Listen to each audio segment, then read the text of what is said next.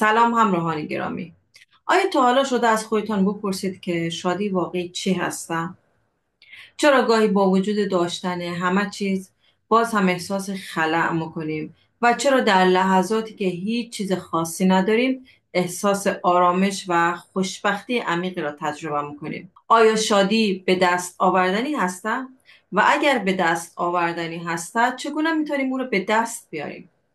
آیا شادی از درون ما سرچشمه میگیره و یا نه باید شادی را در بیرون از خودمان جستجو بکنیم؟ امروز میخوایم به سراغ کتابی بریم که پاسخ متفاوت و عمیق به این سوالها میده. کتابی که میتواند دیدگاه شما را نسبت به شادی و معنای زندگی تغییر بده. کتاب فرضی شادی نوشته جاناتان هایت اثری هست که با زبانی ساده اما پرمعنا به ما نشان میده که چگونه میتوان میان عقل و احساس، درون و بیرون، کار و لذت تعادل برقرار بکنیم و به شادی پایدار برسیم. در این ویدیو به بررسی فصل به فصل یک کتاب پرمحتوا میپردازیم و راههایی را که در پس یک زندگی شاد و پرمعنا هسته با شما به اشتراک میذاریم. اگر به دنبال رشد فردی، خودشناسی و یافتن آرامش واقعی هستید، این ویدیو مخصوص شماست. بیایید شادی رو نه به عنوان یک مقصد بلکه به عنوان یک سفر یاد بگیریم. در فصل اولی کتاب جاناتان هایت به موضوع خود تقسیم شده میپردازد و توضیح میده که ذهن انسان به بخش‌های مختلفی تقسیم شده که اغلب با یکدیگر در تضاد هستند. او برای توضیح بهتر مغز از استعاره سوار و فیل استفاده میکنه. سوار نماد بخش منطقی و آگاه ذهن هست، بخش تحلیلگر و منطقی که مسئول تصمیم گیری ها و استدلال های ما هست. فیل نماد بخش احساسی و ناخودآگاه ذهن هست، بخش نیرومند و احساسی که شامل غرایز، تمایلات و واکنش های سریع ما هستند. نکته اصلی این فصل این هست که سوار ممکن هست فکر بکنه که کنترل فیل رو در دست داره، اما واقعیت این هست که فیل بسیار قدرتمندتر هسته و اغلب تمایلاتش رو بر سوار تحمیل میکنه. این استعاره نشان میده که اگرچه ما فکر میکنیم انسانهای منطقی و مستقل هستیم، اما بخش‌های ناخودآگاه ذهنمان در بسیاری از رفتارها و تصمیم‌ها نقش غالب رو دارن. های در این فصل بیان میکنه که ذهن انسان به 4 طریق مختلف تقسیم شده. ذهن در برابر بدن که این تقسیم بندی نشان میده که بدن اغلب به طور مستقل از ذهن عمل میکنه. برای مثال احساساتی مثل گرسنگی، تشنگی و میل جنسی خارج از کنترل آگاهانه ما هستند.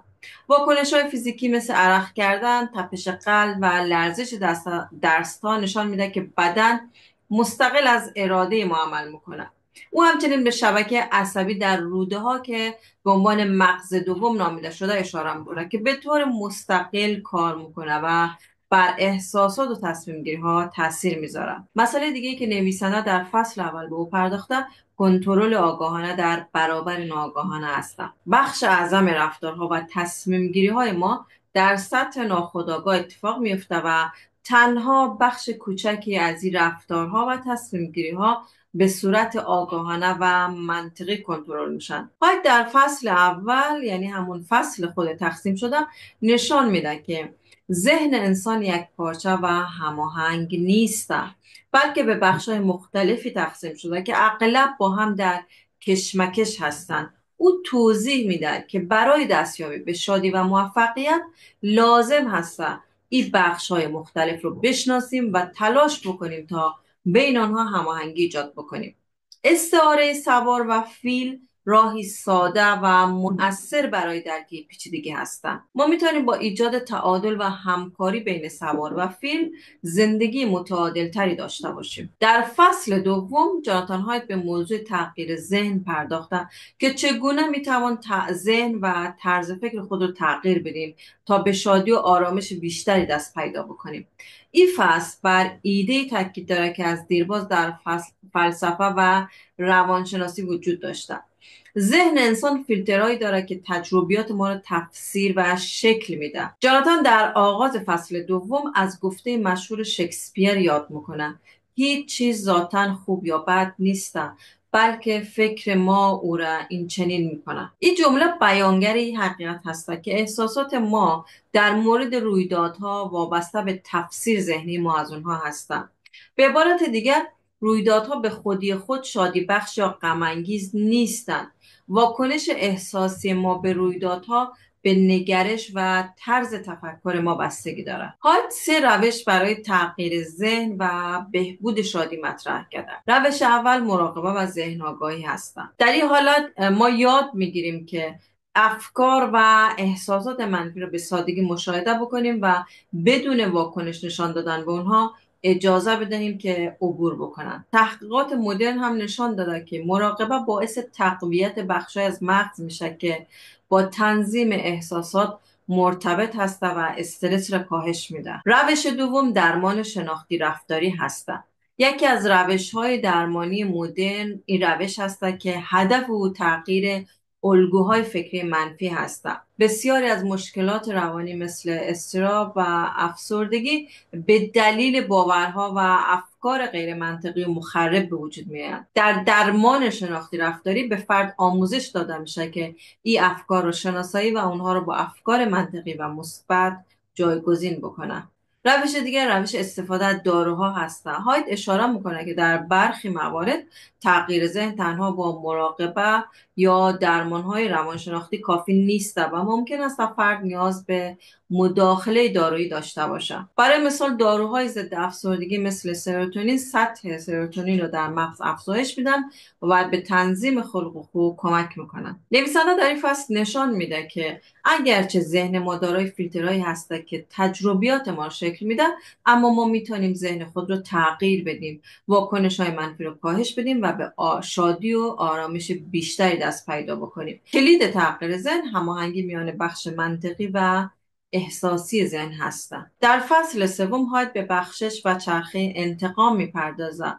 او بیان میکنه که انسان ها تمایل دارند که بدی رو با بدی پاسخ بدن، اما این چرخه فقط به افزایش خشم و کینه منجر میشه. او راه حلی که برای این موضوع مطرح کرده بخشش هست. بخشش نه به معنای فراموش کردن ظلم، بلکه به معنای رها کردن خشم درونی هست.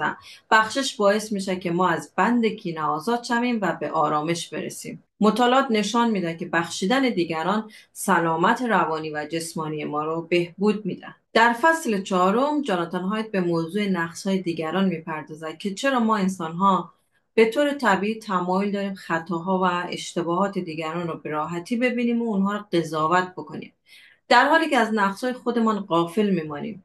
او در این فصل توضیح میده که این سوگیری ذهنی چطور شکل میگیره و چه پیامدهایی داره، چگونه میتونیم بر او غلبه بکنیم. هایت در این فصل اشاره میکنه که انسانها به طور ذاتی تمایل دارند که رفتارهای دیگران را ارزیابی و قضاوت بکنند. این رفتار بخشی از طبیعت اجتماعی ما هست و در طول تکامل برای همکاری و زندگی در جوامع ضروری بودن. نویسنده بیان کرده که ما خطاهای دیگران رو به راحتی میبینیم و اونها رو غیر قابل قبول میدانیم.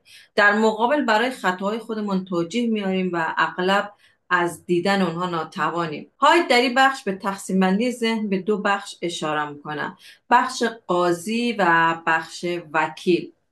ذهن ما به طور خودکار رفتار دیگران را ارزیابی و درباره آنها قضاوت میکنه. ما به دنبال نقص‌های دیگران میگردیم و آنها را مسئول مشکلات میدانیم. اما وقتی نوبت به خودمان میرسه، ذهن ما مانند یک وکیل عمل میکنه و سعی میکنه توجیهات منطقی و دفاعیه هایی برای رفتارهای ما پیدا بکنه. ما به ندرت اشتباهات خود را به طور عینی و صادقانه ارزیابی میکنیم. های چندین پیشنهاد داده که چگونه ما میتونیم برای سوگیری های ذهنی غلبه بکنیم. اولین پیشنهاد افزایش آگاهی از خود هست. برای کاهش خودفریبی باید یاد بگیریم که خطاها و نقصهای خود رو شناسایی بکنیم. این کار نیازمند خودآگاهی و تفکر انتقادی هستند. پیشنهاد دوم تمرین همدلی هست. به جای قضاوت سریع دیگران سعی بکنیم خود رو در موقعیت اونها قرار بدیم و شرایط اونها رو درک بکنیم. همدلی به ما کمک میکنه که دیدگاه عادلانه تری نسبت به رفتار دیگران داشته باشیم. پیشنهاد بعدی استفاده از بازخورد صادقانه هستند. بازخوردهای صادقانه دیگران میتونه به ما کمک بکنه تا از دیدگاه های بیرونی به رفتار خود نگاه بکنیم. البته این بازخوردها باید با مهربانی و احترام ارائه شود تا مفید باشد. پیشنهاد بعدی پذیرش نقص‌های انسانی هستند. همه انسان‌ها دارای نقص هستند و اشتباه می‌کنند. پذیرش این حقیقت به ما کمک می‌کند که کمتر قضاوتگر و سختگیر باشیم. های در این فصل یادآوری می‌کند که اگر ما بتوانیم به جای تمرکز بر نقص‌های دیگران، نقاط ضعف خود را بشناسیم و برای بهبود آنها تلاش بکنیم، به آرامش و تعادل بیشتری در زندگی دست پیدا خواهیم کرد. در فصل پنجم به موضوع جستجوی شادی پرداخته. جاناتان هایت به این پرسش میپردازد که شادی چی هسته و از کجا میآید و چگونه میتوان به او دست پیدا کرد. این فصل به بررسی این موضوع میپردازد که آیا شادی از درون ما سرچشمه میگیرد، از بیرون تامین میشه یا ترکیبی از این دو هسته. هایت برای بررسی این موضوع به دو دیدگاه مهم در فلسفه اشاره میکنه. دیدگاه این که شادی از درون میآید. بر اساس این نگرش شادی به شرایط بیرونی بستگی ندارد، بلکه به طرز فکر و نگرش فرد نسبت به زندگی مربوط هستند. انسان با کنترل ذهن و پذیرش آنچه در زندگی رخ میده میتواند به شادی درونی برسد. فلسفه دومی که در این فصل به او اشاره شده این هسته که شادی از بیرون سرچشمه میگیرد. این دیدگاه به این باور هسته که شادی به شرایط بیرونی زندگی مثل ثروت، روابط خوب، سلامتی و موفقیت بستگی دارد. برخی فیلسوفان هشدار میدن که این نوع شادی ناپایدار و زودگذر هستند، زیرا شرایط بیرونی همیشه در حال تغییر هستند. در این فصل نویسنده بیان میکنه که برای رسیدن به شادی پایدار باید یاد بگیریم که بین شادی درونی و شادی بیرونی تعادل برقرار بکنیم و به دنبال چیزهایی باشیم که واقعا ارزشمند هستند، مثل روابط خوب، قدردانی و پذیرش و فعالیت‌های معنادار. هایت در نهایت تاکید میکنه که رسیدن به شادی نیازمند تلاش آگاهانه، تغییر ذهن و ساختن شرایطی هست که زندگی را غنی و معنادار میکنه. جاناتان هایت در این کتاب بیان میکنه که تعادل کلید رسیدن به شادی پایدار هست. تعادل بین عقل و احساسات، بین وظایف و لذت‌ها و بین تلاش‌های درونی و شرایط بیرونی. شادی یک مقصد نیست بلکه مسیری هست که نیاز به آگاهی، تلاش و تمرین دارد. در پایان کتاب به ما یادآوری می‌کند که شادی چیزی نیست که در آینده یا در شرایط خاصی پیدا شود. شادی در همین لحظه، در تغییر نگرش‌ها، در مراقبت از روابط و در یافتن معنا در زندگی نهفته هستم. امیدوارم که این ویدیو برای شما مفید بوده باشه. تا ویدیوی بعدی شاد و متعادل باشید.